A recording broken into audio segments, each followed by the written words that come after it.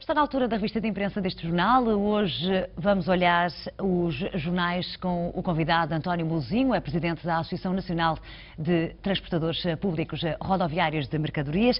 António Mouzinho, muito bom dia, bem-vindo a este jornal. Bem, para já vamos olhar aqui algumas manchetes que fazem a imprensa desta manhã a propósito deste caso do Estripador de Lisboa. Como é que acompanha estas notícias e estes desenvolvimentos? Muito bem, esta é uma notícia praticamente primeira página de todos os jornais de hoje. Enfim, e eu penso que é uma notícia muito importante neste momento porque realmente nos permite também repensar um pouco para o sistema policial e judicial português. No momento em que estamos a repensar Portugal, não é? Em todas as suas variantes e perspectivas, acho que este é um bom exemplo de como funciona em Portugal o sistema policial de investigação e o sistema judicial. Mesmo que os crimes eventualmente já tenham prescrito, não é? Exatamente. É um bom exemplo que, de facto, por vezes o nosso sistema policial e judicial não está adequado à realidade da vida e, por vezes, os valores que a nossa lei pretende proteger também estão um pouco desadequados do sentimento social. Eu quero lembrar, por exemplo, relativamente ao meu setor, que é o transporte rodoviário de mercadorias, hoje existe, por exemplo, uma legislação que prevê coimas para as empresas quando um condutor ultrapassa, por exemplo, 7 ou 8 minutos do seu tempo de trabalho, que por vezes é devido a um engarrafamento ou qualquer outra circunstância, prevê coimas que podem ir até 60 mil euros para as empresas. E depois temos uma série de uma grande e por vezes pequena criminalidade também, que não merece praticamente nenhuma tutela legal, ou que pelo menos, tendo tutela da lei, é praticamente, digamos, deixada ao abandono pelas entidades policiais. Eu devo dizer que, por exemplo, ainda ontem circulei em Lisboa no Elétrico 28, que é um elétrico muito famoso da nossa cidade, e assisti a um assalto de um carteirista em pleno elétrico.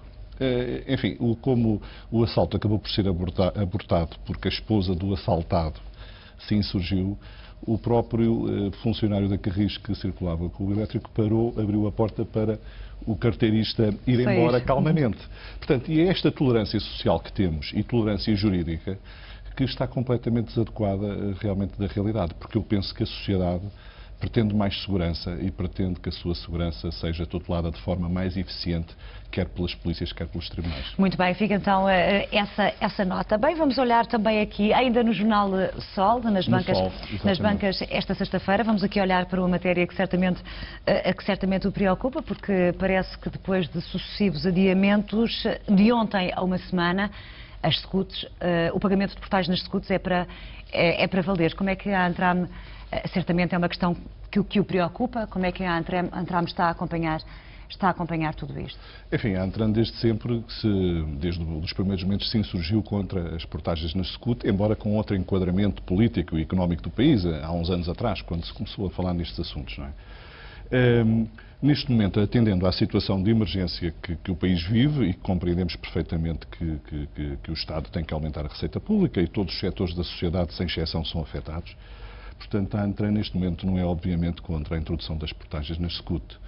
Enfim, o que a Antram defende é que, como qualquer consumidor, digamos, em grandes quantidades, possa ter eventualmente um desconto de quantidade, não é? Ou seja, assim como se formos ao continente, enfim, passa a publicidade. Se fizermos compras de mais de 100 euros, podemos ter eventualmente um desconto. Como as empresas transportadoras passam diariamente e variadíssimas vezes, diria dezenas ou centenas, consoante a dimensão das frotas, na SCUT, é natural que tenham um desconto de quantidade. E é essa realmente Mas isso já está definitivamente previsto? É essa a proposta que a Antram neste momento fez ao Governo. Enfim, neste momento a lei... Mas houve algum tipo de receptividade por parte do Executivo a essa mesma proposta para ter isso em atenção? Há uma disponibilidade para estudar essa hipótese. Mas neste momento a lei que saiu não prevê nenhum desconto, nem absolutamente nada. Portanto, prevê apenas uma possibilidade futura. Agora, o que lhe posso dizer é que, evidentemente, as empresas transportadoras que neste momento, enfim, não podem absorver mais este custo, porque é um custo muito significativo. E quais vão ser as consequências? As consequências, subida de preços? A subida de preços, naturalmente. Mas faz sentido que sejam os clientes a pagar isto? Faz sentido, porque tem que ser o consumidor final. Eu vou-lhe só dar um exemplo que talvez possa ilustrar melhor. Dou-lhe um exemplo. Por exemplo, um serviço de transporte entre Madrid e o Porto, que normalmente utiliza a A25, a antiga IP5, não é? tem um valor de mercado, o preço de venda do transporte, entre os 550 e os 600 euros. Eu vou-lhe dizer que só a portagem da A25 vai ter um custo a partir de agora na ordem dos 50 euros, ou seja, é quase 10% do preço do transporte. É um valor muito expressivo e muito significativo que, inevitavelmente, terá que ser transferido para o consumidor final. Basta ver que também os combustíveis têm subido assustadoramente nas últimas semanas e meses. Enfim, o gasóleo está quase a 1,5 € o litro. E, portanto, todos estes custos, inevitavelmente, têm que ser transferidos para o consumidor. Exatamente. Muito bem, vamos também olhar para outras notícias que têm a ver com a União Europeia, mais concretamente as palavras e o discurso do presidente francês Nicolas Sarkozy a dizer aqui que precisamos de uma Europa refundada, com mais solidariedade, mas sobretudo também com mais vigilância para com os Estados-membros. Como é que o António Mouzinho está a acompanhar este momento difícil que o mundo, sobretudo a Europa, atravessa? Enfim, eu já encarava este assunto desta maneira há mais de 1 ou 2 anos atrás, porque de facto... Também duvida da sobrevivência do euro? Eu duvido até da sobrevivência da própria União Europeia se nada for feito muito rapidamente. A verdade é que nós temos assistido de cimeiras a cimeiras, a medidas, a lançamentos de propostas, nomeadamente por parte dos grandes Estados, da Alemanha e da França, mas a verdade é que os efeitos práticos são praticamente nenhuns, não é? Andamos aqui a correr atrás do prejuízo. São, porque não é a própria União Europeia que está a decidir ou a tomar essas posições, é a França e a Alemanha. E os mercados? Como é que se acalmam os mercados? Através de uma intervenção mais ativa do BCE, como de resto tanto se fala? Exatamente, por um lado isso. E os mercados acalmam-se se sentirem que a Europa tem uma direção política. Se a Europa tiver, digamos, um plano estratégico, se a Europa tiver instituições que assegurem que o euro terá estabilidade para o futuro. Portanto, como neste momento esse quadro de confiança não existe, é natural que os mercados reajam desta forma. Aliás, ninguém minimamente informado e que conheça de perto a União Europeia acredita que a União tem algum sucesso neste momento. Enfim, porque a verdade é que nós estamos a assistir a inúmeros esforços, nomeadamente por parte do governo português de Portugal, dos vários governos que compõem os Estados-membros, sobretudo os mais aflitos, a tomarem aqui medidas constantes de austeridade. Exatamente.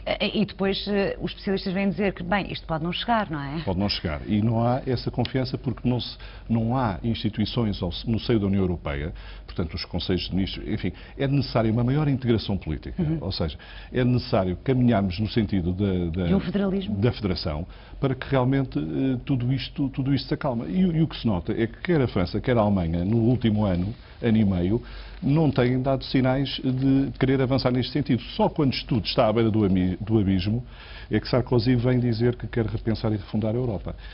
Eu gostaria de sublinhar aqui 2 coisas relativamente a este tema. Primeiro, que acho que o Presidente da Comissão Europeia, o Dr. Durão Barroso, tem uma ideia muito clara do que é necessário fazer. Tive a oportunidade de o ouvir faz hoje uma semana na Conferência do Mar, no Estoril.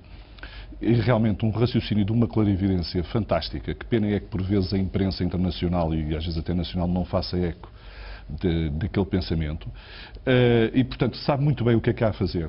E era bom que o Sr. Sarkozy e a Sra. Merkel ouvissem o Dr. Durão Barroso, por um lado, e acho que países como Portugal, um pequeno país, pode ter um papel muito importante neste momento a desempenhar na União Europeia, sobretudo falando e dizendo aquilo que deve ser dito junto dos grandes parceiros europeus, sem medo. É exatamente nestes momentos de dificuldade é que os pequenos países, por vezes, fazem a diferença. Os heróis são mesmo aqueles que tomam determinadas atitudes, independentemente das consequências. Vamos olhar muito rapidamente, o tempo vai voando, olhar uma das notícias que merecem destaque de primeira página do jornal e a propósito do PSD, que admite dar 7 anos à banca para pagar capitais ao Estado. Como é que olha e que comentário merece esta notícia? Depois desenvolvida, vamos até à página 21 do jornal I.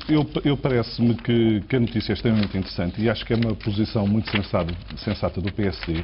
Seria interessante também, e é o comentário que eu gostaria de deixar, seria interessante também que a banca, no processo de desalavancagem financeira que neste momento está em curso, desalavancagem financeira, tivesse, digamos, a mesma perspectiva relativamente à economia e às empresas.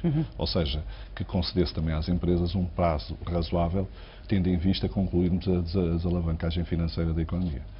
Muito bem, para já fica uma proposta que elogia. Bem, para fechar a nossa conversa, vamos dar um pulinho aqui e espreitar os destaques do Jornal de Negócio. Qual é a notícia que prendeu a sua atenção esta manhã? É uma notícia que se refere à integração tarifária em Lisboa, enfim, nos vários modos de transporte de passageiros. Que é um dossiê que está a preocupar, que está a ser conduzido pelo Sr. Secretário de Estado dos Transportes, Sérgio Monteiro. E realmente o que eu gostaria de sublinhar aqui de tudo isto é que, quando se fala em transportes, sobretudo nos últimos 3 ou 4 meses em Portugal, só se fala de transporte de passageiros e só se falam das empresas públicas de transportes.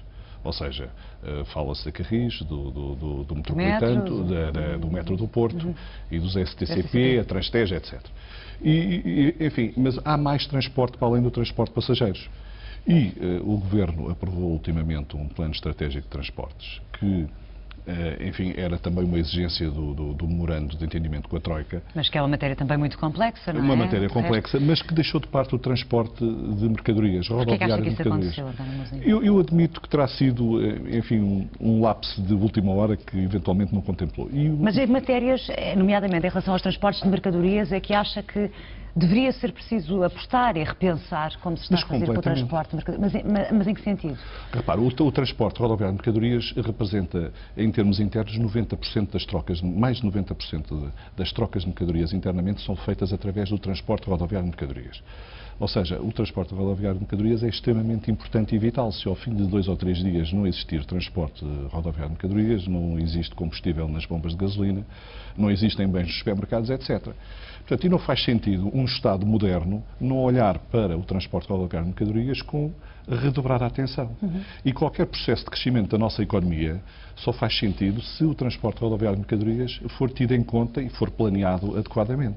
E pode ser que realmente seja, se alguém estiver aqui a ver a nossa conversa e fica também eu estou convencido que este Governo irá realmente agarrar este dossiê.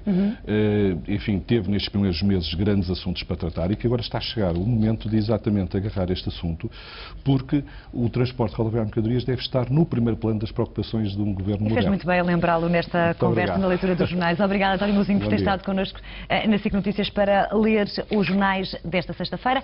Fazemos agora uma pausa, voltamos às 11 em ponto para atualizar todas as notícias deste dia e também com a opinião pública. Hoje falamos de Liga Europa. Bom dia, até já.